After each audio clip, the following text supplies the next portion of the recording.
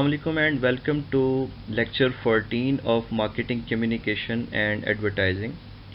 और स्टूडेंट्स इसमें हम टॉपिक शुरू करने जा रहे हैं टाइप्स ऑफ एडवर्टाइजिंग अपील्स।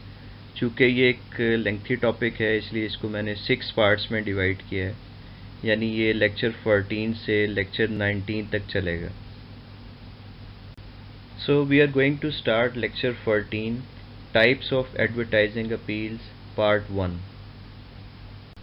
अगर हम एडवर्टाइजिंग अपील को डिफ़ाइन करें तो these are persuasive pressures that stimulate a person to buy a product or service by speaking to an individual's needs, interests or wants। यानी आप ये समझ लें कि जो एडवर्टाइजिंग है इसमें दो बेसिक चीज़ें हैं, एक तो मैसेज है और ये मैसेज जो है वो कंज्यूमर की नीड्स या इंटरेस्ट या उसकी वांट्स की बात करता है, और दूसरी चीज़ जो है वो अपील है जिसे आप एक मोटिवेशनल टूल कह सकते हैं। और ये जो मोटिवेशनल टूल है वो इंस्पायर करता है या स्टिमुलेट करता है एक कंज्यूमर को कि वो प्रोडक्ट को बाय करे। और क्यों बाय करे? बिकॉज़ कि ये उसकी नीड्स को पूरा कर रही है, या ये उसके इंटरेस्ट के मुताबिक है, या ये इसकी वांट्स को फुलफ़िल करेगी। अब चूँकि एडवर्टाइजिंग की बहुत सारी अपील्स हो सकती हैं, कई टाइप्स हैं उसकी, तो हमने कौन सी अपील जो है उसे यूज़ करना है, ये डिसीजन 5 चीज़ों पे बेस करता है। एक तो आपकी प्रोडक्ट या सर्विस क्या है, फिर आपका क्रिएटिव ब्रीफ क्या है, ये ऑलरेडी आप पिछले लेक्चर्स में पढ़ चुके हैं। फिर आपकी एडवर्टाइजिंग के ऑब्जेक्टिव्स क्या हैं। इसी तरह से जो मीन्स एंड चेन है उसको भी हम ध्यान में रखेंगे। पिछले लेक्चर में हमने पढ़ा था कि मीन्स एंड चेन से मुराद है कि आपकी प्रोडक्ट के फीचर्स हैं और ये किस तरह से रिलेट करते हैं जो कंज्यूमर के बेनिफिट्स हैं उनके साथ, और ये दोनों किस तरीके से रिलेट करते हैं पर्सनल वैल्यूज़ के साथ। और फाइनली जो क्लाइंट कंपनी है और एडवर्टाइजिंग एजेंसी है उनकी कुछ पर्सनल प्रेफरेंसेस भी होती हैं। तो ये सारी चीज़ें मिल के ये डिसीजन होगा कि हमने कौन सी अपील यूज़ करनी है। वैसे तो एडवर्टाइजिंग में बहुत सारी अपील्स जो है वो यूज़ की जा सकती हैं और मुख्तलिफ़ बुक्स में आपको मुख्तलिफ़ तरह की अपील्स जो है वो नज़र आएंगी। इस लेक्चर में मैं 26 एडवर्टाइजिंग अपील्स की बात करूँगा, और ये जो 26 अपील्स हैं उनमें पर्सनल अपील है, सोशल अपील है, एंडोर्समेंट्स अपील है, रोमांटिक अपील है, यूथ है, एडवेंचर है, पोटेंशियल है, एम्पैथी है, ब्रांड है, फिर स्टेटस अपील है, पेन सोल्यूशन है, टेस्टिमोनियल्स हैं, कॉन्ट्रास्टिंग अपील है, स्टैटिस्टिक्स है, ब्यूटी है, ट्रांसपेरेंट अपील, उसके बाद नेचुरल अपील, फिर अपील बेस्ड ऑन फियर हो सकती है, ये बेस्ड ऑन ह्यूमर हो सकती है, ये सेक्सुअल हो सकती है, म्यूज़िकल हो सकती है, ये स्केर्सिटी के ऊपर बेस कर सकती है, ये मस्कुलाइन हो सकती है, फेमिनिन हो सकती है, ये रैशनल ग्राउंड्स के ऊपर बेस कर सकती है, या ये इमोशनल ग्राउंड्स के ऊपर भी बेस कर सकती है। सबसे पहले हम पर्सनल अपील की बात करेंगे, और आम तौर पे जो पब्लिक सर्विस मैसेज दिए जाते हैं उसमें ये अपील यूज़ की जाती है। जैसा कि अगर आप यहाँ पर ऐड देखें तो ये क्विट स्मोकिंग का एक ऐड है जिसमें स्मोकिंग का एक नुकसान बताया गया है, और ये नुकसान जो है इसकी टारगेट ऑडियंस फादर्स हैं। और बताया ये गया है कि जैसे आप तस्वीर में देख सकते हैं कि एक सिगरेट की डब्बी नज़र आ रही है और इसमें सिगरेट की बजाय क्रेयॉन्स हैं, मुख्तलिफ़ कलर्स हैं जो बच्चे कलरिंग के लिए यूज़ करते हैं, और ऊपर एक हेडलाइन गिवन है, do you want them to take after everything you do. क्या आप चाहते हैं कि वो हर वो काम करें जो आप भी करते हैं? यानी अगर आप स्मोकिंग करेंगे और आपके बच्चे आपको ऐसा करता देखेंगे तो चांसेस हैं कि कल को वो भी स्मोकिंग करेंगे। तो इसीलिए जो फादर्स हैं उनको एक पर्सनल अपील की गई है कि वो स्मोकिंग को क्विट करें। ये अच्छी आदत नहीं है, ताकि ये आदत उनके बच्चों में भी मुंतकिल ना हो। इसी तरह से लाइफ बॉय का जो ऐड आप देख रहे हैं इसमें भी एक पर्सनल अपील जो है वो यूज़ की गई है, क्योंकि आपको पता है कि कोरोना की वजह से आजकल बार बार कहा जाता है कि आप साबुन से हाथ धोएं, तो लाइफ बॉय का ये कहना है कि ज़रूरी नहीं कि आप लाइफ बॉय से हाथ धोएं, बल्कि आप किसी भी दूसरे साबुन को इस्तेमाल कर सकते हैं। इवन इस ऐड में इन्होंने अपने जो कंपेटिटर्स हैं उनके नाम भी लिखे हैं। तो मकसद ये है कि आप हाथ धो के कोरोना के जो जरासीम हैं उनसे महफूज रह सकते हैं। तो इस तरह से ये ऐड एक पर्सनल अपील जो है उसके ऊपर बेस करता है। नंबर 2 इज़ सोशल अपील, जिसमें आप लोगों को महसूस करवाते हैं कि कोई मखसूस ब्रांड या प्रोडक्ट ख़रीद के वो किसी बड़ी या ख़ास चीज़ का हिस्सा बन सकते हैं। यहाँ मैं आपको एक इंटरेस्टिंग एग्जांपल देता हूँ। एक ड्रामा सीरियल है गेम ऑफ थ्रोन्स और उसके करैक्टर हैं जॉन स्नो। अब वो जो केप्स पहनते हैं उनके कॉस्ट्यूम डिज़ाइनर ने बताया है कि ये केप्स बनाने के लिए वो आइकिया के रग्स यूज़ करते हैं, क्योंकि ये विद इन बजट जो है वो उन्हें मिल जाते हैं। अब आइकिया ने इस चीज़ को, इस फैक्ट को अपने एक ऐड में भी हाईलाइट किया और उन रग्स के ऊपर जो डिस्काउंट है वो भी ऑफ़र कर दिया। अब जब लोग उस रग्स को ख़रीदेंगे तो वो अपने आप को एसोसिएट करेंगे गेम ऑफ थ्रोन के उस करैक्टर के साथ। तो यहाँ पर ऐड में आइकिया ने एक सोशल अपील जो है उसे यूज़ किया।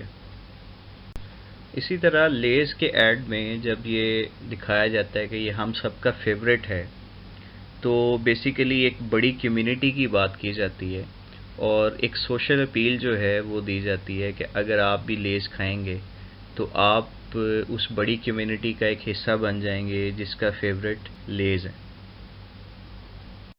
नंबर 3 इज़ एंडोर्समेंट्स अपील, और इसमें जो मुख्तलिफ एड्स हैं उसमें मुख्तलिफ जो सेलिब्रिटीज़ हैं या एथलीट्स हैं या जो बिग इन्फ्लुएंसिंग नेम्स हैं उनको यूज़ किया जाता है ताकि वो आपकी प्रोडक्ट्स को या ब्रांड्स को एंडोर्स करें।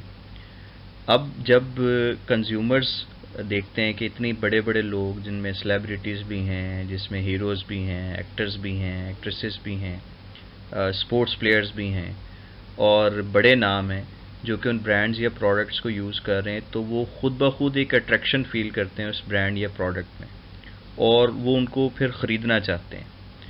तो ये एंडोर्समेंट अपील कहलाती है। नंबर 4 इज़ रोमांटिक अपील, जो कि सेंस ऑफ रोमांस पे बेस करती है। यानी इसमें आपके नाइस एक्सपीरियंसेस हो सकते हैं, आपके नॉस्टैल्जिक मोमेंट्स हो सकते हैं, मेमोरीज़ हो सकती हैं या फीलिंग्स हो सकती हैं, या समटाइम्स आप प्रेजेंट टाइम में हैं और फीलिंग्स बनाना चाहते हैं, तो तब भी रोमांटिक अपील जो है वो यूज़ की जाएगी। जैसे यहाँ पर आप ऐड देखें, एक हनीमून डेस्टिनेशन का ऐड है।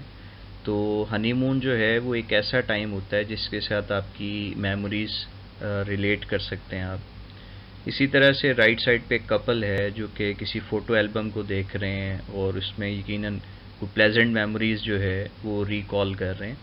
तो इन दोनों एड्स में रोमांटिक अपील्स यूज़ की गई। आपने कैंडी बिस्किट का ऐड देखा होगा जिसमें 3 प्रोफेशनल्स हैं और वो अपने कॉलेज की जो मेमोरीज़ हैं जब वो यंग थे और एक दूसरे के साथ शरारतें करते थे और एक फ़न की जो लाइफ है उनकी वो दिखाई गई, और वो उसको फिर रेप्लिकेट करते हैं। वो अपने कॉलेज में जाते हैं और उसी तरह की जो शरारतें हैं उनको दोहराते हैं। तो ये नॉस्टैल्जिक मोमेंट्स हैं, एक मेमोरीज़ हैं जिनको वो रिकॉल कर रहे हैं। तो हम कह सकते हैं कि ये ऐड जो है वो बेस्ड ऑन रोमांटिक अपील है। इसी तरह कोक का जो ऐड देखें, इसमें एक कपल दिखाया गया है और कुछ हैप्पी मोमेंट्स जो है वो शेयर कर रहे हैं। तो ये जो ऐड है वो भी रोमांटिक अपील के ऊपर बेस करता है। Number 5 is youth appeal. People don't want to age and they certainly don't want to feel old. Instead they hope to enjoy an active happy youthful life. जी, इसमें बताया गया है कि लोग जो है वो यंग रहना चाहते हैं और 2 तरह से ऐसा हो सकता है कि वो मेंटली यंग रहें और दूसरा वो फिज़िकली यंग रहें। अब फिज़िकली यंग रहने से मुराद ये है कि उनकी जो बॉडी है वो एक्टिव होनी चाहिए, स्ट्रॉन्ग होनी चाहिए, उस पर रिंकल्स यानी झुर्रियाँ जो है वो नज़र नहीं आनी चाहिए और उनमें एक अट्रैक्शन मौजूद होनी चाहिए और उनकी जो लुक है वो एक यूथफुल लुक होनी चाहिए। तो कई जो एड्स हैं जिसमें कॉस्मेटिक्स के एड्स हैं ख़ास तौर पे, या स्किन सर्जरी के जो एड्स हैं, वो इस पे बेस करते हैं। अगर आप राइट साइड पे ओले का जो कॉस्मेटिक्स का ऐड है वो देखें तो ये यूथ अपील को ही रिप्रेजेंट कर रहा है। अच्छा, यहाँ मैं एक बड़ा इम्पॉर्टेंट पॉइंट आपको बताता चलूँ कि कई एड्स में कई अपील्स को एक ही साथ भी इस्तेमाल किया जाता है। जैसे ओले के ऐड में यूथ अपील भी यूज़ की गई है और उसके साथ साथ चूँकि इन्होंने शिल्पा शेट्टी को यूज़ किया है इस ऐड में, तो सेलिब्रिटी एंडोर्समेंट का एलिमेंट भी हमें नज़र आ रहा है। बिल्कुल इसी तरह से पेप्सी के ऐड में अगर आप देखें तो अमिताभ और तेंदुलकर नज़र आ रहे हैं। अब अमिताभ एक सीनियर एक्टर हैं बॉलीवुड के, तो इन्हें ना सिर्फ फिज़िकली एक फ़िट और स्ट्रॉन्ग दिखाया गया बल्कि ये हैप्पी मोमेंट्स को एंजॉय कर रहे हैं। तो इन दिस वे ये मेंटली भी यूथफुल लाइफ जो है उसको पसंद कर रहे हैं। तो यहाँ भी सेलिब्रिटी इंडोर्समेंट और जो यूथ अपील है दोनों को कंबाइन करके यूज़ किया गया।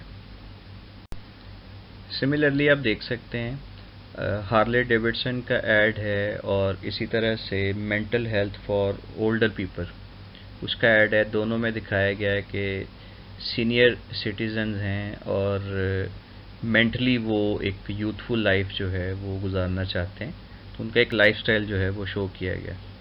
दोनों एड्स बेस कर रहे हैं यूथ अपील के ऊपर। नंबर 6 इज़ एडवेंचर अपील और इसका ताल्लुक है experiencing something new and exciting. आप अगर जीप का ऐड देखें तो जीप जो गाड़ी है ये एडवेंचरस जो आपकी ट्रैवलिंग है उसके लिए बनाई गई है, जिसमें हंटिंग आ सकती है, जिसमें एक्सप्लोरिंग न्यू लोकेशंस आ सकती हैं। ये डेंजरस लेकिन एक्साइटिंग एक ट्रिप्स जो हैं उनको रिप्रेजेंट करती है और इसके ऐड में भी आपको जो एनवायरनमेंट है सारा वो उसी तरह का नज़र आ रहा है। तो यहाँ एक एडवेंचर अपील रिप्रेजेंट की गई है। कुछ इसी तरह के एलिमेंट्स आपको रेड बुल की कमर्शियल्स में और माउंटेन ड्यू की कमर्शियल्स में भी नज़र आएंगी, जहाँ पे आपको मुख्तलिफ डेंजरस या चैलेंजिंग सिचुएशंस जो है वो दिखाई जाती हैं, टफ़ कंडीशंस दिखाई जाती हैं। उसमें आपको एडवेंचर जो है वो दिखाया जाता है और किसी चीज़ को पूरा करने का, किसी मिशन को पूरा करने का, किसी टास्क को मुकम्मल करने का जो एक पैशन है वो दिखाया जाता है। तो यहाँ पर भी जो अपील यूज़ की गई है वो बेस्ड ऑन एडवेंचर है। नंबर 7 इज़ पोटेंशियल अपील और ये बात करती है कि किस तरीके से आप ड्रीम्स को रियलिटीज़ में बदल सकते हैं या आप इमेजिनेशन से एग्जीक्यूशन तक कैसे जा सकते हैं या प्लानिंग से प्रॉब्लम सॉल्विंग और प्रॉब्लम सॉल्विंग से कंप्लीशन तक कैसे पहुंचा जा सकता है। जैसे आप लेगो का ऐड देखें तो इन्होंने एक बच्चों का कंपटीशन करवाया था जिसमें इन्हें मुख्तलिफ प्रोजेक्ट्स मुकम्मल करने के लिए दिए गए थे। तो बेसिकली इसका जो ऑब्जेक्टिव था कि बच्चों के अंदर जो टैलेंट है वो अपने नेचुरल वे में वर्क करे, तो उनका जो टैलेंट है वो सामने आना चाहिए। ये ऐड जो है वो पोटेंशियल अपील के ऊपर बेस करता है। इसी तरह नीडो के आपने एड्स देखे होंगे, वो भी ज़्यादातर पोटेंशियल अपील के ऊपर बेस करते हैं। सिमिलरली बच्चों के दरमियान जो राइटिंग के कंपटीशन होते हैं या क्रिएटिव प्रोजेक्ट्स बनाने के लिए कंपटीशन होता है या स्पोर्ट्स की एक्टिविटीज़ होती हैं या कोई दूसरे कॉन्टेस्ट होते हैं, तो अगर उनके लिए ऐड डिज़ाइन किए जाएंगे तो वहाँ पर भी एक पोटेंशियल अपील जो है वो यूज़ की जा सकती है ताकि बच्चों को ये बताया जाए कि किस तरीके से उनका जो टैलेंट है वो सामने आ सकता है, उसकी रिफ्लेक्शन जो है वो हो सकती है।